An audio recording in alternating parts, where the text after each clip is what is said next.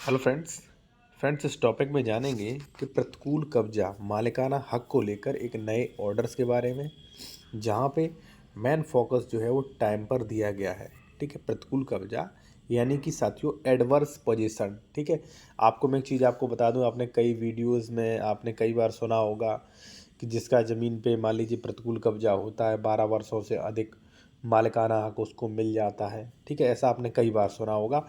तो उसी के संबंध में एक कोर्ट ऑर्डर है, उसके बारे में मैं आपको जानकारी दूंगा साथियों। ये ठीक है। और एक साथियों, और अगर आप लीगल कंसल्टेशन कोई कानूनी सलाह विशेषज्ञ द्वारा लेना चाहते हैं तो कॉन्टैक्ट नंबर हमारा वीडियो की डिस्क्रिप्शन में मेंशन किया गया है यहाँ पे। ठीक है, अब देखिए साथियों, प्रतिकूल कब्जा यानी कि एडवर्स पोजीशन।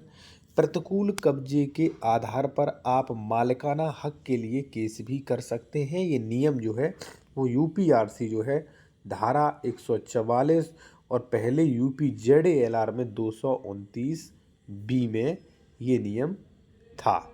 ठीक है, कि जैसे मान लीजिए कोई व्यक्ति है जो 15-20 सालों से जुत पर काबिज है। ठीक है, तो वो अपना अधिकारों के लिए घोषणात्मक वाद ला सकता है। ऐसे नियम भी है और आपने भी यूट्यूब पे सुने होंगे।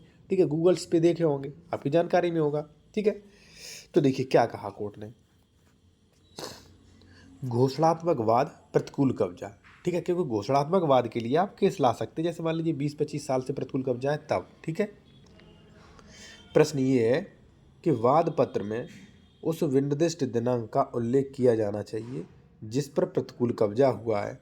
यह धारित किया गया कि वाद पत्र में उस विनिर्दिष्ट तारीख का उल्लेख किया जाना चाहिए जिस पर प्रतिकूल कब्जा है। यह धारित किया गया, सॉरी दोबारा हो गया, कि यदि वाद पत्र में प्रतिकूल कब्जा होने की विनिर्दिष्ट तिथि का उल्लेख नहीं किया गया तो वाद खारिज किया जा सकता है।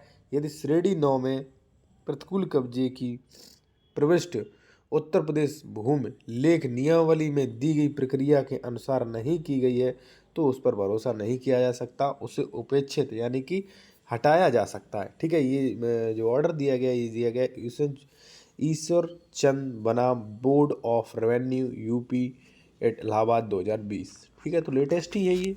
ठीक है ना, तो आप देख सकते हैं कि प्रतिकूल कब्जे में तारीख कितना मायना रखती है। ठीक है, और एक चीज़ मैं आपको बता दूं, लिमिटेशन एक्ट में आपने सुना होगा 12 ईयर्स का होता है। ठीक है, और प्रतिकूल कब्जे के भी अपने कुछ नियम होते हैं। ठीक है, ऐसा नहीं कि आप किसी भी प्रॉपर्टी पे मान लीजिए मालिकाना हक ले लेंगे। ठीक है, वहाँ पे प्रतिकूल कब्जा होना चाहिए। और प्रतिकूल कब्जे के जो है सुप्रीम कोर्ट ने अपने एक डिसीजन में जो है डिसाइड भी किया था कि किन किन कंडीशंस में जो है प्रतिकूल कब्जा जो है वो माना जा सकता है साथियों। ठीक है, तो ये रहा वाद। और एक चीज़ मैं यहाँ पे क्लियर करना चाहूँगा कि यूपीआरसी अगर आप उत्तर प्रदेश से हैं, ठीक है ना, तो एक सेक्शन है साथियों 144। ठीक है, जो कि था पहले 229 बी। ये कहता है कि अगर कोई व्यक्ति लंबे समय से काबिज है, मान लीजिए 20 साल से प्रतिकूल कब्जा है, तो वह अपने अधिकारों की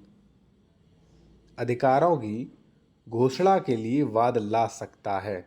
ठीक है, और वो इसमें कहा गया था घोषणात्मक वाद प्रतिकूल कब्जा, उसी पर ये जो है वीडियोस मैंने आपको दिखाया। ठीक है, अगर मान लीजिए आप कानूनी सलाह लेना चाहते हैं तो ये जो है उससे ले सकते हैं। कॉन्टैक्ट नंबर हमारा वीडियो की डिस्क्रिप्शन में आपको मिल जाएगा।